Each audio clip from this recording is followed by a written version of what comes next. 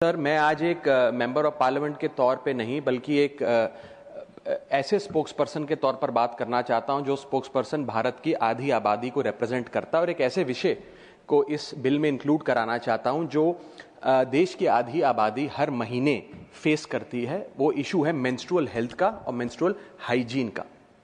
Sir, समाज में इस विषय को जानते सब हैं लेकिन बात करने से कतराते हैं और हमारे समाज ने मेंस्ट्रुअल हेल्थ और मेंस्ट्रुअल हाइजीन के इस इशू को साइंस का इशू नहीं बल्कि साइलेंस का एक इशू बना दिया है और ये एक नेचुरल बायोलॉजिकल प्रोसेस को एक सोशल टैबू में तब्दील कर दिया है। सर, ये विषय तो नेचुरल है लेकिन इस पर बात ना करना अननेचुरल है।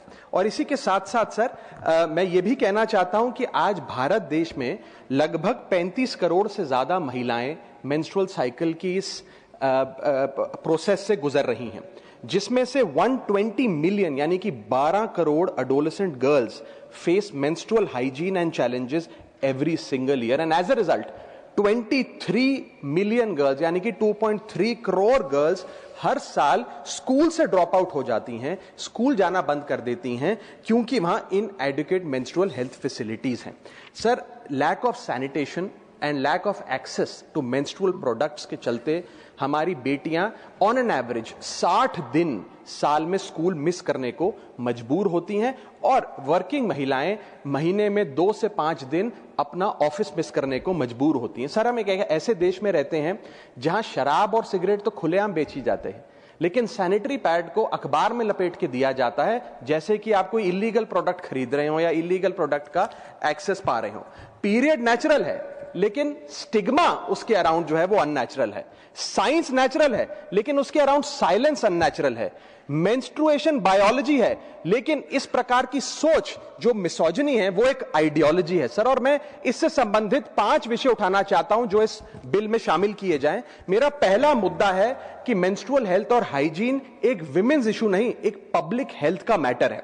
सर, एक सर्वे बताता है कि मेंस्ट्रुअल हाइजीन के चलते लगभग 91.7% महिलाएं किसी न किसी प्रकार की एक बीमारी का शिकार होती हैं जिसके चलते वे डॉक्टर के पास नहीं जा पाती हैं क्योंकि एक सोशल स्टिग्मा इसके अराउंड अटैच कर दिया गया है और फीमेल डॉक्टर्स की कमी रहती है।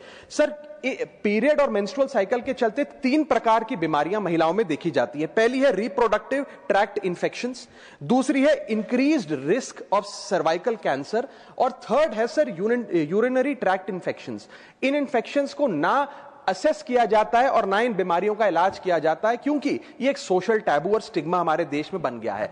2024 की NIH का स्टडी बताती है सर कि 16 राज्यों में जब सर्वे किया गया तो उसमें पाया गया कि 14.3% of the girls saw treatment from health professionals for menstrual problems, यानी कि 100 में से मात्र 14 बच्चियां ही डॉक्टर या अस्पताल जा सकी क्योंकि वे राघव जी बहुत इंपॉर्टेंट चीज आप बोल रहे हैं जी, पर इसे बिल से जोड़कर बिल है। मैं सर इसमें अभी आने वाले समय में रिकमेंडेशंस दूंगा, मैं एक एक करके आ रहा हूं। मैं बिल्कुल जोड़ूंगा, बिल्कुल मैं भली भांति जानता हूं क्या विषय है सर बिल का, अब चिंता ना करें, मैं जोड़ूंगा।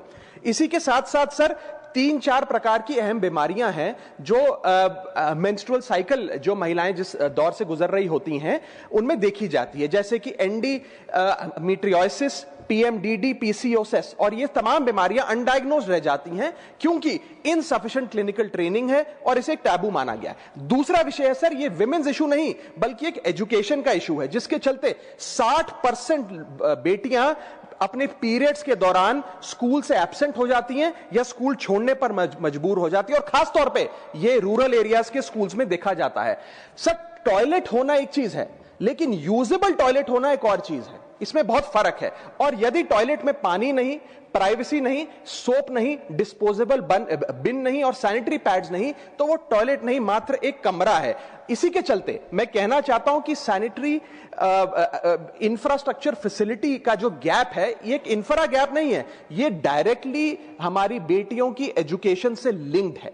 थर्ड प्रॉब्लम है सर कि ये विषय विमेन्स इशू नहीं बल्कि एक डिग्निटी का इशू हमारे देश में बन गया है। Sir, everyday we see realities and cultural stigmas, और मैं कुछ स्टैटिस्टिक्स के आधार पे आपको बताना चाहता हूं कि डीप रूटेड कल्चरल टैबूज और रिलीजियस नोशंस के चलते जो महिलाएं अपने पीरियड से गुजर रही होती है, उन्हें एक इम्प्योर या अशुद्ध कहकर किनारे कर दिया जाता है, उन्हें किचन में प्रवेश नहीं करने दिया जाता, बहुत जगहों पे उन्हें सामाजिक फंक्शंस में नहीं आने दिया जाता है।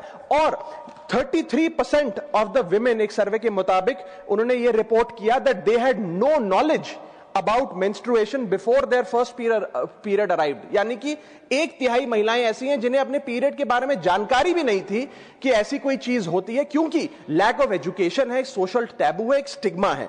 28% महिलाओं ने यह कहा एक सर्वे में कि वे आइसोलेटेड महसूस करती हैं मेंस्ट्रुएशन के दौरान, reflecting practices of temporary exclusion with in their households. Sir, इसके साथ साथ 32% महिलाओं ने कहा कि अपने पीरियड के दौरान वे एक्सक्यूजेस बनाकर उसे हाइड करने का प्रयास करती हैं, क्योंकि वे स्ट्रॉन्ग सोशल प्रेशर महसूस करती हैं। और इसी के साथ साथ एक नेशनल सर्वे बताता है कि 61.4 girls acknowledge societal embarrassment surrounding menstruation, which effectively highlights the normalization of this stigma. Sir, ये एक बायोलॉजिकल रियलिटी है जिसे हम लोगों ने एक सोशल शेम में तब्दील कर दिया है और साइंस को साइलेंस का विषय बना दिया है। सर, आज मुझे लगता है कि स्थिति ऐसे बन गई है कि मेंस्ट्रुएशन बायोलॉजी से ज्यादा मोरालिटी का विषय बनता जा रहा है। मेरा चौथा पॉइंट है, ये विमेन्स इशू नहीं, अफोर्डेबिलिटी का इश्यूज है। सर, सरकार ने एक अच्छा कदम ये उठाया कि सैनिटरी नैपकिंस पर जीएसटी समाप्त कर दिया ताकि सैनिटरी नैपकिंस को अफोर्डेबल बनाया जाए। लेकिन इसके साथ साथ कई इस प्रकार के मेंस्ट्रुअल प्रोडक्ट्स हैं जैसे कि टैम्पॉन्स, मेंस्ट्रुअल कप्स एटसेट्रा, जिन पर आज भी जीएसटी लगता है। और इसके साथ साथ सैनिटरी नैपकिन्स और इन प्रोडक्ट्स को बनाने में जो रॉ मटेरियल यूज होता है जैसे कि एब्जॉर्बेंट पॉलीमर्स, टिश्यूज, ग्लूज और नॉन वोवन फैब्रिक, इन सब पर आज भी जीएसटी लगता है, जो मुझे लगता है समाप्त होना चाहिए। Speak on the bill. मैं आ रहा हूं सर, आ रहा हूं। I come to the subject. Don't. I will make recommendations. अलग सब्जेक्ट है। I will make recommendations. Sir, permit me to speak. I will make recommendations to the. I am coming to that. Speak on the bill. बिल्कुल आऊंगा। Period poverty एक वास्तविकता है sir, और उस period poverty से मेरा मतलब है कि क्योंकि मेंस्ट्रुअल हाइजीन से रिलेटेड जो प्रोडक्ट्स हैं वो बाजार में इतने महंगे मिलते हैं, ऑन एन एवरेज एक महिला को 300 से 500 रुपए महीने अपनी मेंस्ट्रुअल हाइजीन पे खर्च करना पड़ता है, which is twice the minimum daily wage in India, and as a result only 36% of 35 crore Indian women use hygienic period products. जो बोलेंगे बिल पर नहीं जाएगा, आप मेरे को क्यों रोक रहे हैं सर? इतना इंपॉर्टेंट विषय पे बात कर रहा हूं। बिल मैं आ रहा हूं सर, मेरे को बोलने, मेरा ये काम है आपको बताना। मैंने सुन लिया सर, मैं बिल्कुल आ रहा हूं। अगेन आप आ रहे हैं, मैं बहुत देर से सुन रहा हूं। The protection of sir, I want to sexual offenses, I want all these to be included in this bill. You speak on the bill. Yes, it concerns our women, our daughters, and I want this to be included in the bill. Come on that. I want this included in the bill. उस bill पर बोलिए। So do I have the permission to speak? I want this included in the bill. भूमिका के बजाय bill पर आइए, बोलिए जितना समय बोले। But I want this to be included in the bill. Please. मैं ये कह रहा हूं, इसको इंक्लूड करिए बिल में। इसमें क्या समस्या है सर? मैं ये बड़ा गंभीर विषय है, मैं चाहता हूं इसे बिल में जोड़ा जाए। विषय पर बोलना चाहते हैं ना सर? मैं चाहता हूं इसको बिल में जोड़ा जाए। बोलने दीजिए ना, बार बार रोकेंगे मेरा फ्लो रोक नहीं रहा हूं मैं। आप शुरू से अब तक अपने बोलने के 10 मिनट में आपने 8 मिनट तक पृष्ठभूमि बताई। मैं आपसे ये आग्रह कर रहा हूं कि भूमि बताने के बाद ही 8 मिनट नहीं, आप 12 मिनट बोलिए, बिल पर बोलिए। अच्छा चलिए, सब्जेक्ट पर बोलिए। बिल्कुल प्लीज सर। पीरियड प्रोडक्ट्स एक लग्जरी नहीं है, वो एक लाइफस्टाइल चॉइस नहीं है, वे एसेंशियल गुड्स हैं। और पांचवा पॉइंट और आखिरी पॉइंट, ये विमेन्स इशू नहीं सर, ये फ्रेमवर्क का इशू है। जैसे 25% स्कूलों में बेसिक सैनिटेशन सर्विस नहीं है, 46% स्कूल्स में हाइजीन सर्विस जैसे कि सोप और रनिंग वाटर नहीं है, और लगभग 40% स्कूल्स में covered beans for disposable sanitary napkin नहीं है। सर, मैं बस एक बात कहना चाहता हूं कि Spain, Japan, south Korea, Indonesia जैसे बड़े देशों में पेड लीव्स मिलती हैं 1 to 3 days पर मंथ उन महिलाओं को जो अपनी मेंस्ट्रुअल साइकिल से गुजर रही होती है। लेकिन भारत में पेड लीव छोड़िए, इस विषय पे चर्चा करने से भी हम लोग घबराते हैं, भागते हैं। इसलिए मैं 6 स्पष्ट सुझाव इस बिल में इंक्लूड करने के लिए इस सदन में रखना चाहता हूं। मेरा पहला सुझाव है कि हर स्कूल और कॉलेज, वर्कप्लेस और पब्लिक इंस्टीट्यूशन में फ्री सैनिटरी पैड्स और फंक्शनल टॉयलेट्स बनाए जाएं। दूसरा, schools, anganwadi centre, public health care centre और आशा नेटवर्क्स के जरिए अफोर्डेबल या फ्री मेंस्ट्रुअल प्रोडक्ट्स घर घर में पहुंचाए जाएं। रॉ मटेरियल्स जो हैं, जो मेंस्ट्रुअल प्रोडक्ट्स को बनाने में इस्तेमाल होते हैं, उन पर भी जीएसटी समाप्त किया जाए। और मेंस्ट्रुअल हेल्थ की एजुकेशन की जब बात होती है स्कूलों में, तो सिर्फ महिलाओं को नहीं, बॉयज को भी इस करिकुलम में शामिल करना चाहिए, because boys are rarely included in menstrual health education. और शायद समाज के साइलेंस का एक बहुत बड़ा कारण यह है कि लड़कों को, स्कूल जाने वाले बॉयज को मेंस्ट्रुअल हेल्थ की साइंस से दूर रखा जाता है।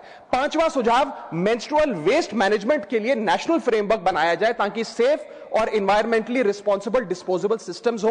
और छठा और आखिरी सुझाव, डिस्ट्रिक्ट लेवल एनुअल मॉनिटरिंग हो मेंस्ट्रुअल इंफ्रास्ट्रक्चर की और इसकी पब्लिक रिपोर्टिंग का मैकेनिज्म बने। सर, जब एक लड़की स्कूल इसलिए नहीं जाती है कि स्कूल में पानी नहीं है, पैड नहीं है या प्राइवेसी नहीं है, तो यह उस लड़की की पर्सनल प्रॉब्लम नहीं है सर, यह सोसाइटी का फेलियर है, पॉलिसी का फेलियर है। और अगर एक लड़की डॉक्टर के पास इसलिए नहीं जाती है क्योंकि सोशल स्टिग्मा है, तो यह ट्रेडिशन नहीं है सर, यह निग्लेक्ट। और अंत में मैं यह कह के अपनी बात खत्म करूंगा कि मेंस्ट्रुअल हाइजीन कोई फेवर नहीं है, कोई चैरिटी नहीं है, कोई साइड इशू नहीं है। यह हेल्थ का इशू है, यह एजुकेशन का इशू है, यह डिग्निटी का इशू है, यह इक्वालिटी का इशू है। Women do not need our sympathy sir, women need equality.